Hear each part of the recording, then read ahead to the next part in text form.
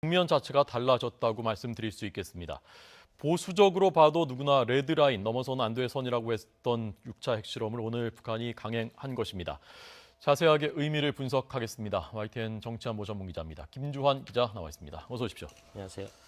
자, 우선 좀 그 원론적인 얘기들로 돌아가기 전에 지금 수소폭탄이냐 아니냐, 그리고 수소폭탄이면 이것이 어떤 의미냐 하는 부분부터 최근 상황부터 좀 짚어봐야 될 것 같습니다. 일단 북한은 오늘 아침부터 수소탄 개발에 성공을 했고 3시간 뒤에 그 핵실험을 전격적으로 단행했다. 수소탄 완성이라고 주장을 했습니다. 그런데 수소탄의 규모, 그 어떤 기술적 진보, 이건 사실은 강대국들마다 좀 다릅니다. 그런데 지금 좀 전에 군 당국자가 그 비공개 브리핑을 한 내용을 보면요, 원자폭탄 단계가 있고 그 다음부터 분열탄이라는 것이 있고 그 다음에 증폭 핵 분열탄이고 그 다음에 수소탄이라는 것이 있다. 그런데 지금 좀 더 분석을 해봐야 되겠지만은 증폭 핵 분열탄과 수소탄의 경계점에 있는 거로 추정이 된다, 이런 얘기를 했습니다. 추정이라고 한 근거를 좀 따져보면요, 북한이 이른바 4차 핵실험부터 자기들이 수소탄 실험을 했다라고 주장을 해왔어요. 그런데 그 앞서 저희도 몇 차례 보도했습니다마는 주일미군 미사공군기지에서 코브라볼이라고 이런 핵물질 포집하는 정찰기가 있습니다. 이것이 네네.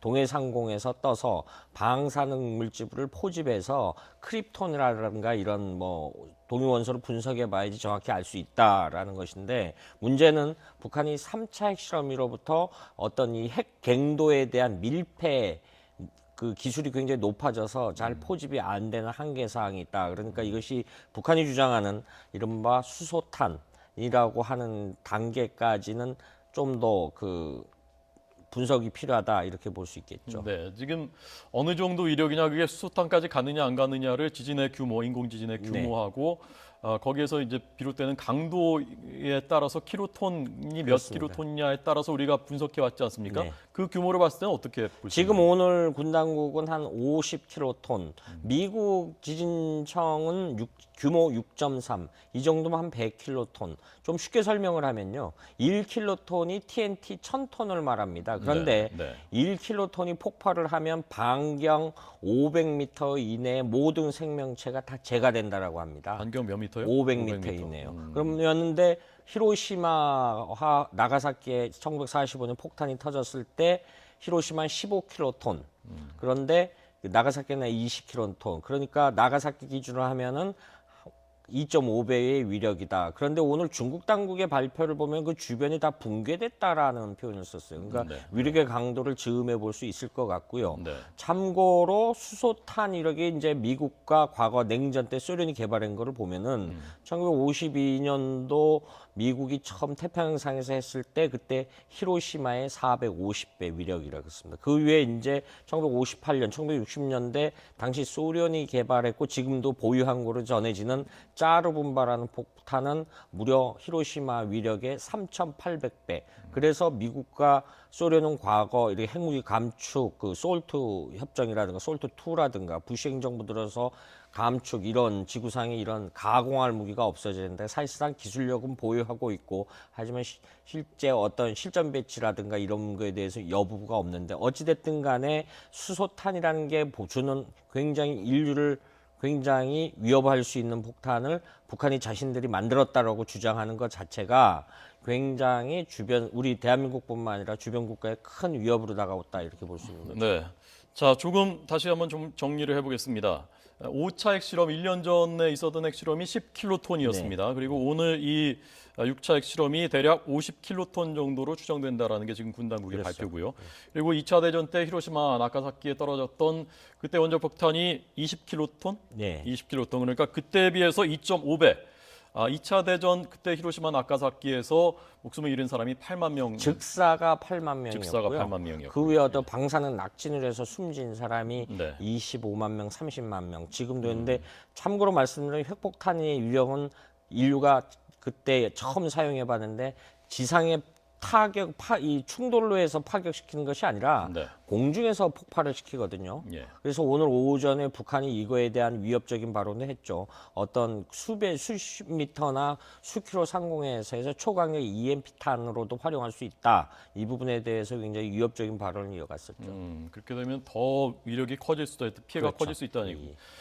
자, 그래서 지금 50킬로톤, 그런데 통상은 수소폭탄이라고 하면은 100킬로톤 정도라고 하는데, 네. 그러니까 지금 군 당국이 아마 수소폭탄까지 완전히 완성이 되지 않고 그 전 단계인 증폭핵 분열탄과 수소탄의 중간 단계 정도일 수도 있는 것 같다라는 게 일단 초기 분석입니다. 좀 더 그렇습니다. 지켜봐야 되겠습니다. 어쨌건 5차 1년 전에 비해서 무려 5배, 10킬로톤에서 50킬로톤으로 지금까지 나온 것만으로도 커졌다는 것입니다. 자, 그러면 좀 언론으로 다시 돌아가서 해보도록 하겠습니다. 북한이 6차 핵실험을 했고 이게 뭐 예컨대 수소톤에 거의 가까이 갔고 그러면 어떻게 되는 겁니까? 이게 무슨 의미가 있고 어떻게 달라지는 겁니까? 일단은 우리가 북한이 이렇게 상황을 보면 됩니다. 1차 핵위기가 왔을 때 모든 사람들이 과연 북한의 기술력으로 핵폭탄을 만들 수 있을 것이냐, 모든 사람은 상당수 우려를 했었어요. 우려를 했는데 어쨌든 24년의 세월이 껑축 뛰어서 볼 때 네. 지금은 거의 북한의 핵무기가 엄청난 큰 종양이 됐죠. 수술도 못하는 단계의 종양이 됐다고 볼 수 있습니다. 네. 이른바 뜨거운 감자가 됐죠. 이런 상황이 됐고 우리가 이른바 많이 썼던 게임 체인저, 한반도 질서를 본인들이 원하는 대로 이끌어갈 수 있는 네. 주도권을 잡을 수 있는 수단을 거의 확보해 간다. 이렇게 볼 수 있는 거죠. 그래서 작년 5차 핵실험과 지금의 상황은 굉장히 달라질 수 있다. 그렇게 볼 수 있는 거죠. 게임을 바꿀 수 있는 어떤 그 무기를 이제 손에 쥐었다. 그러면 그다음이 북한이 이제 미사일과 핵무기를 사실상 완성했다고 봤을 때 그다음 단계로는 어떤 단계로 나아갈 것이라고 보십니까? 그 사전에 좀 설명이 하나 좀 필요한데요. 네. 북한이 핵미사일을 하면서 다종화, 경량화, 소형화라는 표현을 썼는데 오늘 처음으로 병기화라는 표현을 썼어요. 병기화. 오전에.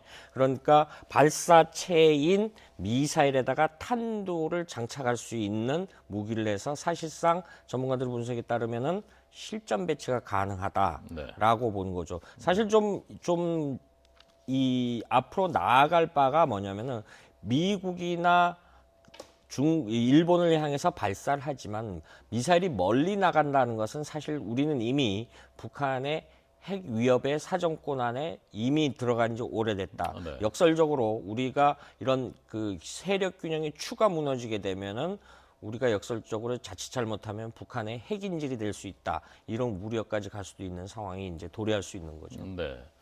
그러니까 이미 우리는 북한의 그 핵 위협권에 들어온 지 오래됐고 이제는 미국 본토까지 위협할 수 있는 그래서 이 게임을 바꿀 수 있는 무기를 손에 쥐었다. 네. 그러면 결국은 이걸 통해서 이 카드를 손에 쥐고 미국과 협상을 하려는 것 아닙니까? 북한은 그렇죠. 어떤 걸 요구하는 겁니까? 일단 북한이 대외적으로 내세운 거는 대미 적대시 정책을 포기하라고 주장을 하는 겁니다. 대북 적대시 정책. 예, 대북 적대시 정책이죠. 대북 적대시 정책인데 사실 근데 미국의 입장에서는 그걸 인정하는 동안 과거 1950년 한국 전쟁 이후로 북한을 압박했다라는 꼴이 되는 거죠. 네. 인정하게 되는 거죠. 그럼 그 부분이 특히 트럼프 행정부 내에서 그걸 인정한다는 건 미국 조야에서 미국 국내 정치가 어떻게 되겠습니까? 사실상 이 작은 약소국에 대해서 세계 최고의 강대국이 굴복했다는 의미가 되죠. 그걸 반대의 징후로 보면은 북한의 입장에서 보면은 미국이 자신들을 향해서 수십 년 동안 적대시 정책을 했다라는데 우리가 세계 최대 강대국을 눌렀다라는 의미가 되고 그런데 이 부분은 사실은 1948년도 북한이라는 나라가 건국돼서 지금 이날 이때까지 이 대미 적대시 정책, 미 제국주의자들이 우리를 공격하려는 이 내부적 이데올로기는 절대 멈추지 않습니다. 계속 굴러가는 것이지 어떤 내부 통치에 활용하는 측면이 강합니다. 그런데 지금 그런 상황이 다가올 수도 있다. 대외적으로는 적대시 정책을 포기를 하라고 정책 전환을 요구를 하고 있지만은 네네. 사실은 우리의 입장에서는 북미 대화라는 것은 선미 후남이 되는 거죠. 사실은 우리가 원하지 않든 우리가 희망하지 않든 자칫 요즘 말하는 용어로 코리아 패싱 현상이 나타날 수 있는 그런 우려가 생길 수 있는 거죠. 대북 적대시 정책을 철회하라라는 것이 구체적으로 어떤 액션을 어떤 조치를 취하라는 얘기입니까? 미국에 대해서. 지금 과거의 쿠바 사태를 좀 보십시오. 쿠바, 이란 이런 나라들을 볼 때 쿠바와 미국은 굉장히 적대적 관계에 있었어요. 적대적 관계에 있었는데 그게 수교 관계까지 갔죠. 수교 관계까지 갔는데 북한이 원하는 거는 수교를 가서 자기들의 체제 보장, 국가 안전 보장을 끝까지 요구를 하라라고 하는 겁니다. 라고 하는 것인데 제가 왜 자꾸 이런 국내 부분을 말씀드리냐면 우리로서는 특히 우리 군 같은 경우에는 사실상 북한이 위협한적인 존재, 이중적인 존재이지 않습니까? 1990년도 남북 기본 합의서에부터 특수관계인데 이런 부분에 대한 사실은 설명이 필요합니다. 그럼 군의 족족, 우리가 위협에 대처하는 군의 목적은 북한의 전면 남침에 대해서 방어 세력의 개념인데 이 설명이 없어지는 거죠. 그러면은 어떤 우리 내부적으로도 엄청난 남남 갈등이 유발할 수 있는 거죠. 북한이 노리고 있는 목적 중에 하나도 그런 부분이 함의돼 있다 이렇게 볼 수 있는 거죠. 네, 자 그러면 상식적으로 생각해 보면 이렇게 생각할 수 있는 부분이 있을 것 같습니다. 북한과 미국이 협상을 통해서 예컨대 북한은 핵무기를 포기하고 그리고 미국이 북한의 체제를 보장해주고 그러면 한반도의 평화가 찾아오고 이러면 모두에게 다 좋은 일이 아니냐라고 생각할 수 있지 않습니까? 네. 그런데 그 사실은 지금까지 평화협정이라는 것이 1939년도 영국에서 당시 영국 챔버리 외상이 히틀러를 만나서 유럽에는 더 이상 전쟁이 없다라고 했습니다. 정확히 석 달 뒤에 2차 세계대전이 났죠. 1차 세계대전도 마치고. 근데 국가라는 건 속성은요. 체제 보니까 우리가 사실은 쉽게 설명을 드리면 경제 기업을 운영하는 사람 현상 유지를 하면은 그것도 기업 운영을 잘했다라고 합니다. 그런데 일부 시선은 그 사람은 무능력한 CEO로 평가를 합니다. 국가도 팽창하려는 속성이 있죠. 작게는 내부적으로는 체제 보장을 받지만 이게 체제 보장에 경고를 하면은 팽창을 하게 돼요. 북한의 팽창은 대남 적화 통일죠. 이 원칙은 1948년도 김일성이 국토 완정론이라는 이 소규모 논문을 발표해서 지금 이날 이때까지 단 한 번도 변한 적이 없습니다. 조금 설명을 드리면요. 올해 4월 10일 날 북한 열병식 할 때 굉장히 충격적인 대화가 나왔습니다. 네. 김정은 장군이 지도하는 남해 함대 사령부 그날까지 우리는 포기를 하지 않는다. 북한이 말하는 남해 함대는 뭡니까? 남해 함대에다가 남해안 지역에 북한의 해군 함대 사령부를 만들겠다는 겁니다. 이것이 상징하는 바는 북한 내부 주민들한테 느끼는 바와 우리가는 전혀 질적으로 다르다 이렇게 설명할 수 있는 거죠. 네. 자, 바로 이 대목, 그러니까 북한의 최종적인 전략적 목표가 자신들의 체제를 지키는 것이냐 아니면 그 이상의 한반도를 통일하겠다는 목표가 있는 것이냐 이 부분에서 아마 우리 사회 내부의 여론도 네. 갈리는, 여기서 해법도 갈리는 것 같습니다. 자, 그래서 그러면 미국이 중요한 이 말하자면 플레이어, 중요한 여기서 역할을 하게 될 텐데 미국이 그럼 2단계까지 나아간 북한에 대해서 다음 단계로 어떤 카드, 어떤 대응을 할 것이라고 보십니까? 지금 단기적으로는 공식 이번 6차 핵실험에 대해서 미국이 밤이기 때문에 백악관이라 미 정부의 공식 입장은 아직 안 나왔죠. 아무래도 최근까지 트럼프 대통령이 했던 모든 옵션은 테이블에 올라와 있다. 군사 옵션까지 할 수 있는 부분 이런 건데 그런데 중요한 점이 있죠. 미국으로서의 입장은 본토라든가 주일미군이라든가 미국민에 대한 직접적 이해관계가 없으면은 개입을 안 하려는 속성이 있다. 단 왜냐하면 과거 파키스탄의 핵실험 과정에서 볼 때도 똑같은 형상들이 나타났습니다. 그래서 앞서 제가 전제에 말씀드렸던 미국에 대한 위협은 미국에대로 막지만은 미국이 우리가 확장 억제 수단을 하지만은 북한은 그런 어떤 이른바 북한의 오키나와나 괌의 위협 발언을 통해서 유사시에 한반도의 전개를 안 한 상태에서 우리를 통제하려는 실제 통제 상황이 안 가더라도 사실상 심리적으로 통제하는 이런 효과를 발휘할 수 있다라고 봅니다. 그러니까 북한과 대화에 나설 수도 있다는 뜻입니까? 그렇죠. 북한이 전제가 있겠죠. 어떤 미국을 위협을 안 하겠다라고 하면은 미국은 얼마든지 응할 수 있다 이렇게 볼 수 있는 거죠. 거기서 예컨대 그 북미 간의 협상에서 우리가 우려하는 주한미군 철수라든가 우리의 전략적인 이익이 배제되는 그런 협상의 결과가 도출될 수도 있다고 보십니까? 일단 주한미군 철수라기보다는요. 주한과 좀 다른 상황으로 봤을 때 북한의 김정은 체제가 김정은이 사람 인상 목숨이 유한하지 않지 않습니까? 네. 언젠가 북한 내부의 급변 사태라든가 이런 게 났을 때 그러면은 이 미중 국경이 미국과 중국이 어떻게 합세할 것이냐. 중국은 공식적으로 주한미군이 국경을 못 오게 하죠. 그런데 김일성이가 한 얘기가 있습니다. 관타나모 형식으로 해서 진해 일부에다 주한미군을 일부 둘 수 있다. 그런 역설적으로 우리가 지금 이 억제 효과를 있지 않습니까? 주한미군이 이 부분을 후퇴하는 현상, 이런 상황까지 최악의 경우 염두에 두고 봐야 된다. 왜냐하면은 1979년도 미중 수교가 있었을 때 대만에 있던 대만주도 미군이 철수했지 않습니까? 네. 그래서 지금의 대외적인 대만의 옹색한 국가 형태가 유지되는 그런 상황까지 배제할 수 없다, 이렇게 볼 수도 있는 거죠. 네. 미국이 2단계까지 보고 이제 넘어선 안 될 선을 북한이 넘었다라고 보고 군사적인 옵션, 군사 조치를 취할 가능성도 있다고 보십니까? 실질적으로는 그 어떤 재래식 무기의 군사 옵션은 좀 불가능하다고 봅니다. 왜냐하면 어떤 여러 가지 인명살상이라든가, 그런데 지금 마이크 폼페오 미 CIA 국장이 CIA 청문했다라든가 이런 부분을 좀 눈여겨봐야 된다고 봅니다. 이른바 비활성 무기를 동원해 북한의 어떤 대량 살상 무기를 사전 응징하는. 사실 미국에서 지금 나오는 것 중에 노 론치 존이라는 개념도 있습니다. 결국은 무인기를 이렇게 한반도 상공에다 띄워놔서 북한이 사전 응징하는. 근데 역시 이 부분 역시 북한이 도발을 할 경우라는 전제가 있겠죠. 그런데 이 상황에서 북한이 6차 핵실험을 해서 자기들이 어느 기술적 진척을 가지고 더 움직이지 않는다. 사실은 그 여러 가지 학설이 있지만은 저는 개인적으로는 어떤 북한이 추후 핵실험을 안 하거나 도발을 안 하는 상황이 사실은 더 무서운 상황이 올 수도 있다라고 보는 거거든요. 이런 상황에 대해서 미국이 과연 군사 옵션에 나설까라는 의문점을 우리가 되새겨 볼 필요가 있다고 봅니다. 네, 지금 말씀하신 활성화탄이라는 것은 그러니까 인명이 EMP 죽고 같은, 예. 아니죠. 지금까지 우리는 폭탄이 투하하면 건물이 부서지고 이런 형태를 논하지 않습니까? 그러니까 비활성 폭탄과 EMP탄이라 마이크로웨이브 폭탄과 레이저 이런 폭탄이 인명살상. 그래서 전술핵 무기 중에 이 B-61 같은 경우 지금 나토의 2020년부터의 배치가 될 거로 보는 것은 사실은 스마트 핵 폭탄인데 네, 네.